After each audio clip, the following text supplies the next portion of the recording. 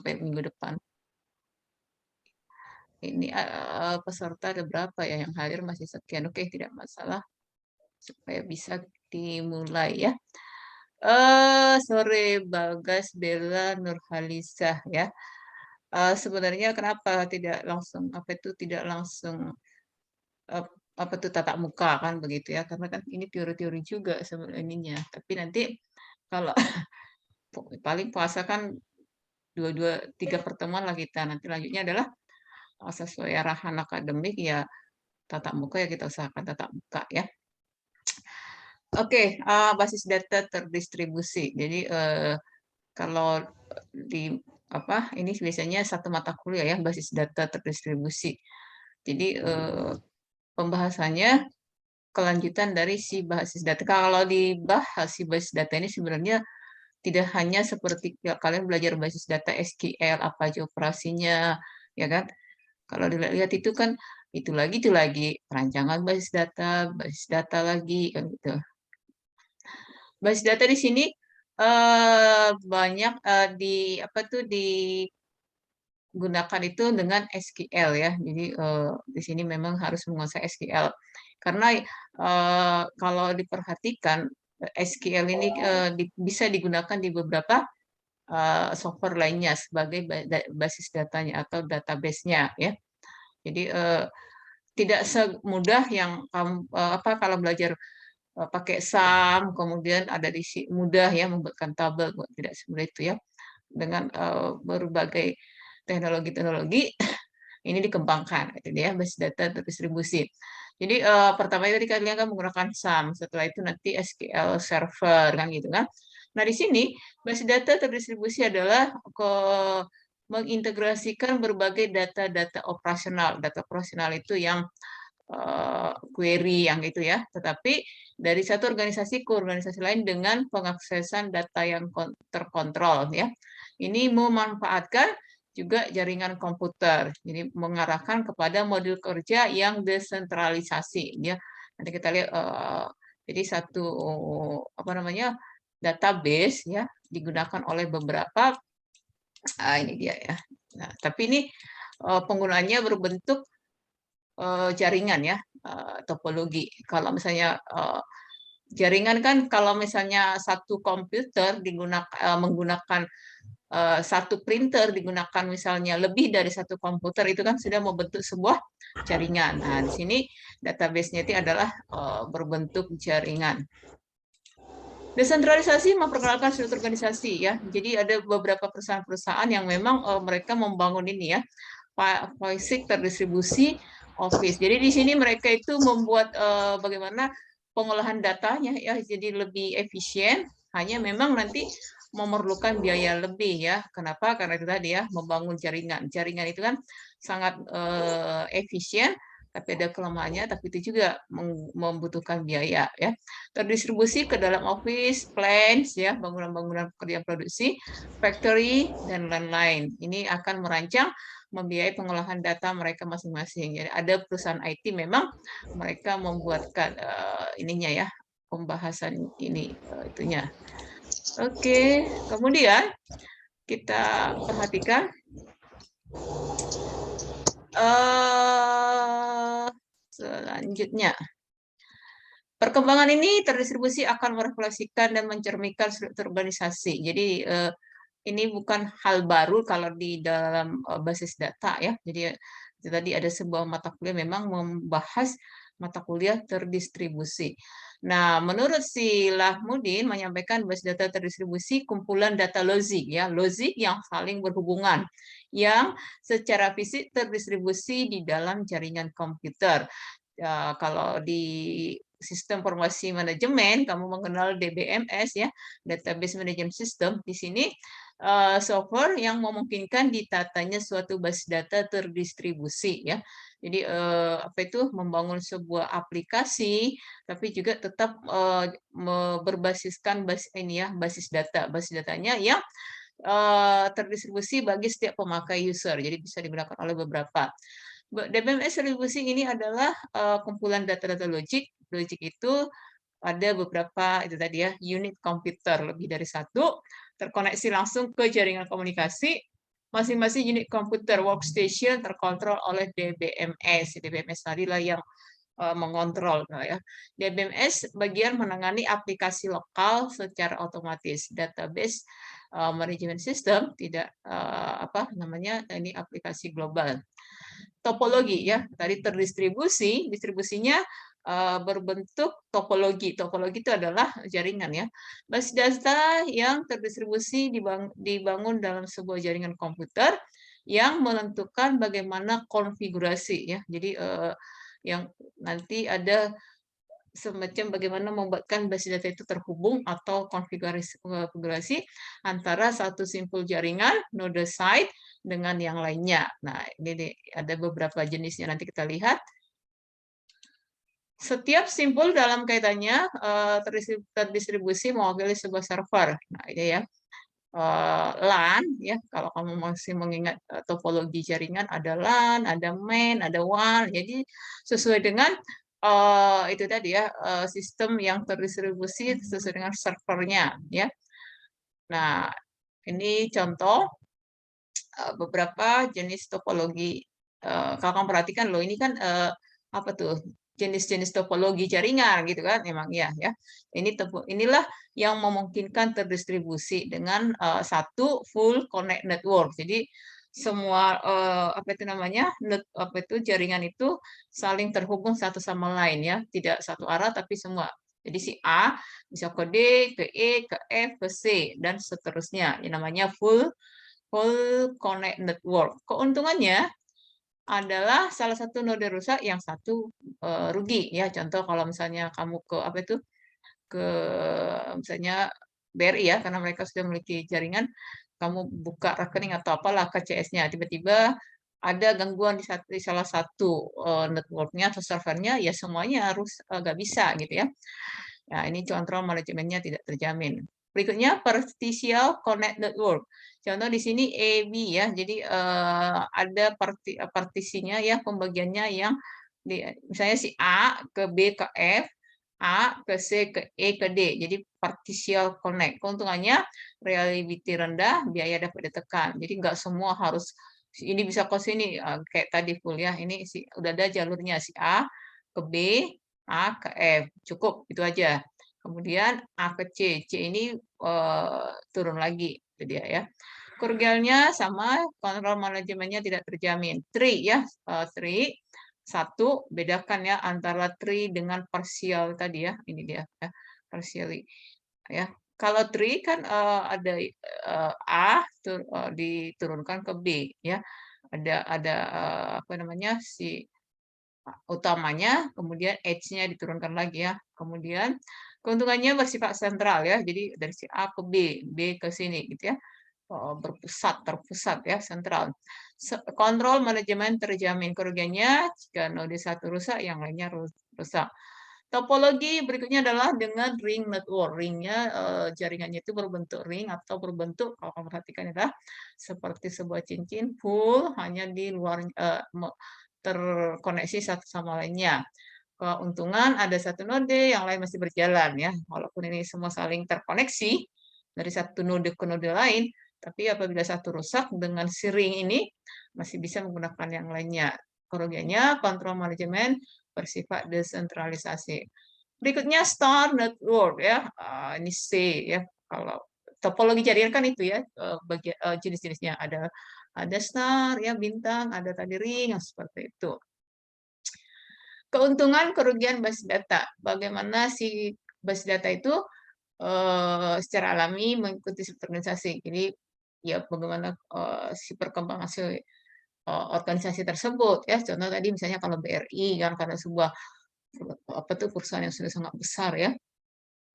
Adanya otonomi lokal dapat dipakai secara bersama, peningkatan ketersediaan, peningkatan kehandalan, kinerja ekonomis pertumbuhan yang modular. Koreanya itu tadi ya, jadi mereka harus mempersiapkan untuk membangun sebuah jaringan itu membutuhkan beberapa, tidak hanya kabelnya ya, tapi banyak yang harus dikeluarkan ya, softwarenya mahal. Kompleksitas, kelemahan dalam keamanan. Nah, kalau bagi yang apa itu namanya di sini ya, sangat rentan dengan keamanan ya, sulit menjaga keutuhan data. Jadi ketika A mengirimkan data ke B, sangat sulit untuk menjaminkan bahwa si data akan tetap utuh. Kurangnya standar, kurangnya pengalaman, perancangan basis data lebih kompleks ya, karena lebih banyak cakupannya. Nah, di distribusi database ini ada namanya fragmentasi. Fragmentasi proses pembagian atau pemetaan database. Kalau tadi dibuatkan si database-nya itu terhubung satu sama lain atau node satu dengan yang lainnya dengan menggunakan topologi. Nah, berikutnya ada namanya fragmentasi data. Fragmentasi data ini database-nya dibuatkan pemetaan. Jadi kita lihat nanti pemetaannya dipecah atau dibuatkan ada berbentuk kolom ya, baris. Setiap basis data atau database itu kan terdiri dari tabel ya. Jadi kalau kamu perhatikan tabelnya bisa berbentuk Excel atau CSV. Sekarang kan bisa aja ya bentuk database itu kan tidak harus seperti Excel ya. Tahu CSV kan, yang hanya koma yang untuk bisa diolah lagi ya. Ada yang berbentuk PDF pun bisa sebenarnya diolah ya. Nah, ini dia. Jadi si database yang berbentuk tabel kolom ini ya, berbentuk kolom ya, fil-filnya, kemudian barisnya adalah row ini record-nya ya. Nah, ini akan dipetakan. Dipetakan nanti ada beberapa jenis dari fragmentasi. Nah, pemetaan ini adalah untuk menyebarkan data ke dalam basis data terdistribusi. Nah, kalau tadi pembagian atau penyaluran atau bagaimana supaya si data ini terkirim menggunakan topologi jaringan. Nah, berikutnya bagaimana supaya si database ini bisa dipetakan, itu digunakan fragmentasi. Nah, menurut si Haryanto, di sini alasan diperlukannya fragmentasi. Ada yang masih ingat fragmentasi apa itu di biologi? Ketika membuatkan apa proses fragmentasi? Yang suka Yohar, apalagi Ragit, Tape, kan itu kan fragmentasi. Nah, ini beda ya. Alasannya diperlukan fragmentasi penggunaan. Ini bagaimana sebuah operasi terhadap suatu view. Ketika kamu mengingat operasi-operasi SQL kan di situ ada bagaimana men-select sebuah kolom dan menampilkan sebuah kolom. Kan ada itu ya. Kemudian bagaimana misalnya memilih sebuah record yang namanya diawali A, kemudian tinggal di Medan, misalnya kan ada tuh kan, itu dia beroperasi terhadap suatu view tertentu, bukan sebuah relasinya. Jadi bukan hubungan si A dengan data apa tuh kalau di apa kan ERD itu kan menunjukkan relasi. Nah di sini melakukan distribusi data dengan bekerja dengan subset relasi. Nah, inilah yang disebut dengan fragment ya. Kedua, untuk efisiensi ya. Jadi efisiensi supaya tidak jadi beban ya, dilakukanlah aplikasi lokal. Paralelisme fragment-fragment sebagai unit terdistribusi dibagi menjadi beberapa subquery ya. Tadi ada beberapa database dalam baris dan kolom, kemudian dipetakan nanti. Keamanan dengan tidak diperlukan oleh aplikasi lokal, tidak disimpan di situ-situ. Aturannya yang mungkin ini baru pernah kamu dengar, udah pernah mendengarkan basis data terdistribusi ataupun fragmentasi. Peraturan yang dilakukan kondisi lengkap ya, completeness. Bagaimana membuat fragmentasi tadi dengan kondisi lengkap atau disebut completeness. Unit data yang masih dalam bagian relasi utama ya. Relasi utama contoh dosen mengajarkan mahasiswa.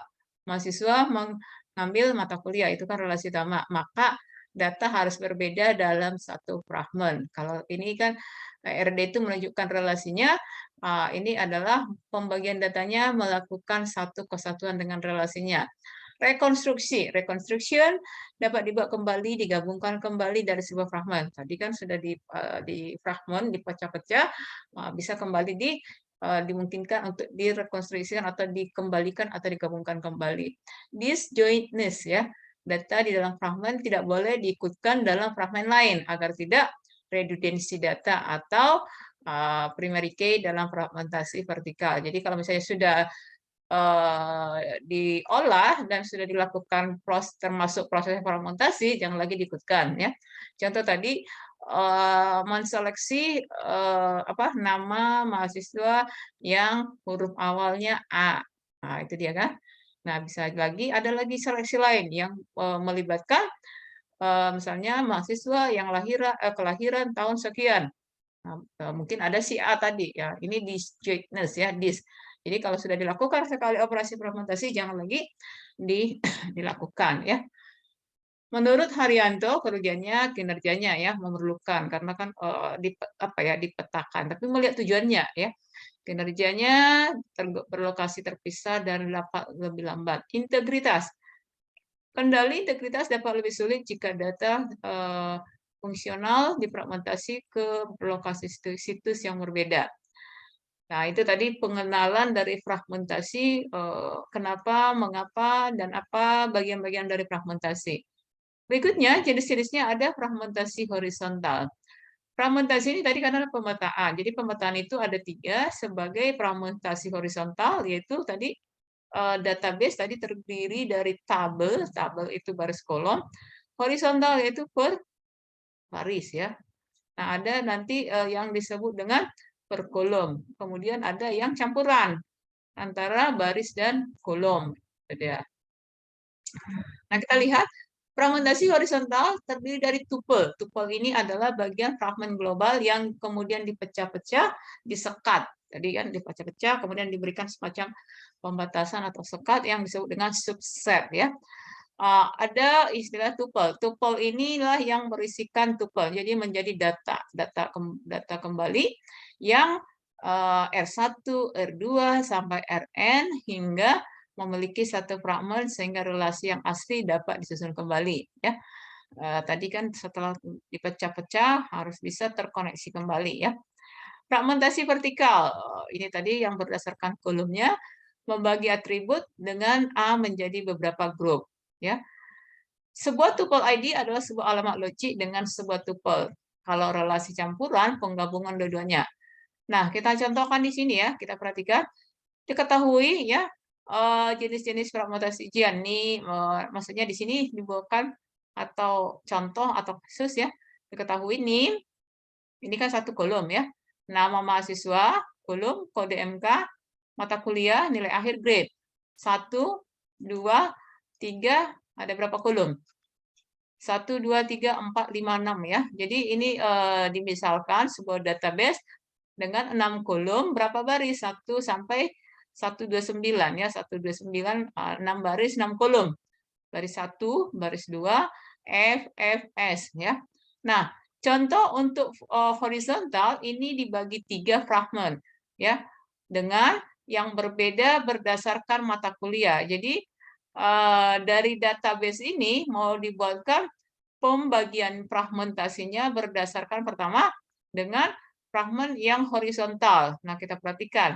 Kalau di sini dicontohkan adalah membagi data ini yang ada 6 ini, 2, 4, 5, 6 ini berdasarkan mata kuliahnya, MT kuliah. Maka relasi MT kuliah, sistem basis data, dengan mata kuliahnya sistem basis data ujian. Jadi ini kan nilai grade ya, ada grade, ada nilai akhir nilai ujian. Nah, didapat yang kalau diselect atau diseleksi sistem basis data ada berapa? Ada 3. Nah, inilah didapat. Apakah kolomnya berubah? Tidak ya.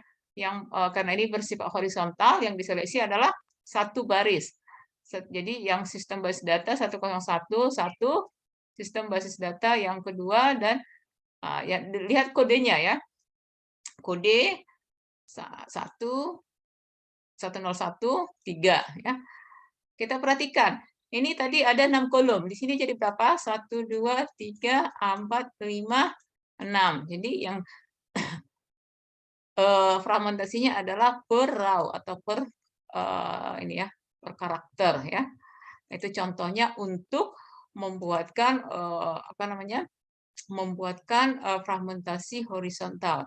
Berikutnya untuk ini tadi ya, karena di sini kan ada mata kuliah sistem basis data, ada 3.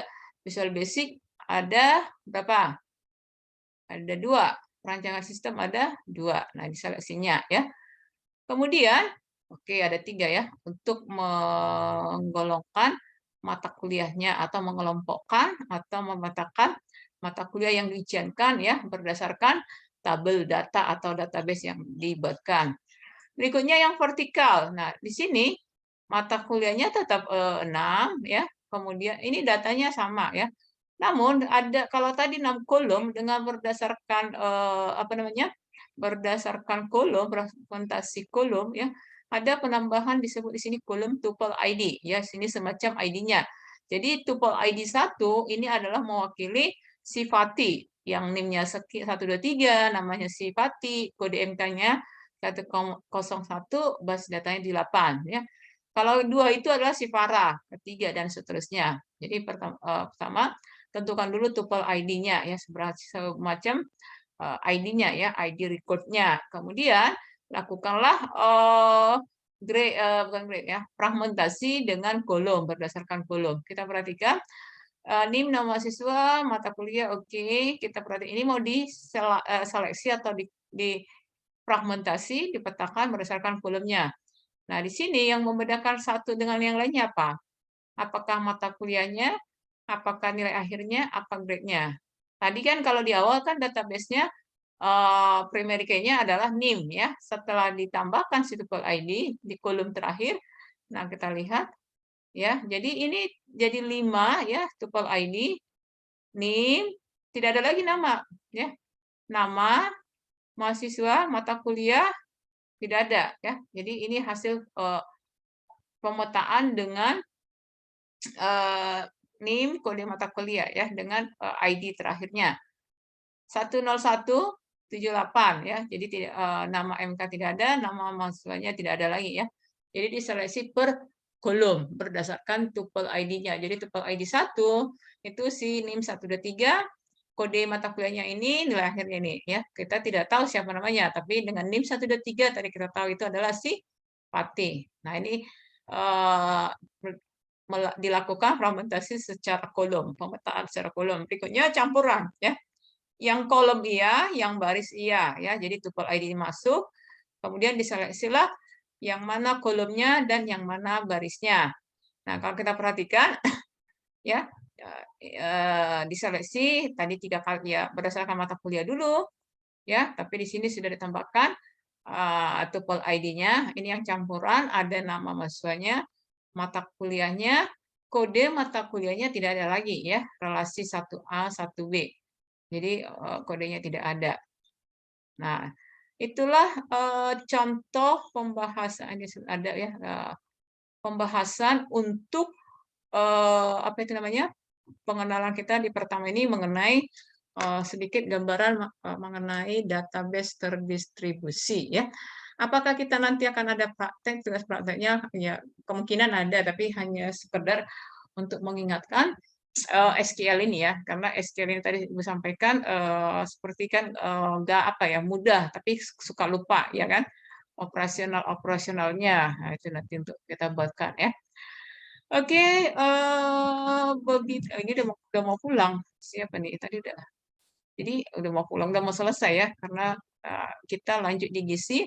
Nanti Ibu share tugas untuk hari ini, karena sesuai arahan si akademi, setiap pertemuan ada video, kemudian dibagikan tugas. Nah, tugas itu dikumpulkan, kalau kemarin bisa sesuka, kapan bisa ya, kalau ini besok sore harus selesai, ya dikirim di gizi aja, tidak usah di email, jadi bisa terpantau sama yang lain ya. Nanti Ibu bagikan soalnya. Jadi inilah hari ini pengenalan dari mata kuliah apa namanya penerapan ya. Jadi sebenarnya namanya penerapan implementasi. Ya ini kan harus dibuatkan dalam bentuk database ya. Database-nya kita lihat nanti bagaimana ininya. Jadi ada peningkatan ya. Jadi kamu mengetahui SQL itu tidak hanya membuat tabel ya, menseleksi operasi-operasi SQL ya. Tapi ada ini lagi. Oke, sesuai janji Ibu tadi, pertemuan sampai jam Zoom-nya ya. Kalau ini kan mata kuliah ini sampai jam 7. Jadi silakan. Sekian dulu Zoom kita. kembali ke gizi. Nanti di gizi silakanlah mengikuti sampai selesai jam 7 ya. Ada Bu, pertanyaan? Cukup dulu Bu, ya. untuk perkumpulannya sampai jam berapa? Perkumpulan Besok tugasnya. jam Enggak, jam 20. berapa? Jam 20 aja, jam 8 Kalau ya. misalnya kawan-kawan baru pulang kerja, Bu, ada yang lembur? Hari ini kan 1 hari. Enggak, besok. 1 hari kan Kan waktunya, nanti dibagi apa itu, kerjakanlah sampai besok kan gitu. 1 hari kan apanya, batas waktunya ya. Karena itu dari apa dibuatkan harus ada penugasan. Jadi itu dia. Jadi tidak, kalau kemarin kan bisa diberi 1 minggu atau pokoknya nanti sebelum UAS sudah harus ada kan gitu kan. Nah ini dia sifatnya seperti itu. Oke, kalau begitu nanti minggu depan kita bentuk setengah jam sebelum selesai pengganti tugas, kita buat aja semacam kuis. Jadi tidak perlu kamu terbebani tugas-tugas. Kadang kan kalau ada tugas kan terbeban ya, tapi kalau langsung kuis ya apa yang didapat ya itu kan gitu kan. Nah, gitu aja. Tapi minggu ini diberikan waktu sampai jam 8 besok sore ya, tidak banyak-banyak kok. Oke, itu aja sore karena 6.15 silakan bagi yang beribadah. Tapi gisinya sampai jam 7 sore. Selamat sore. sorry, Bu. Sorry, Bu.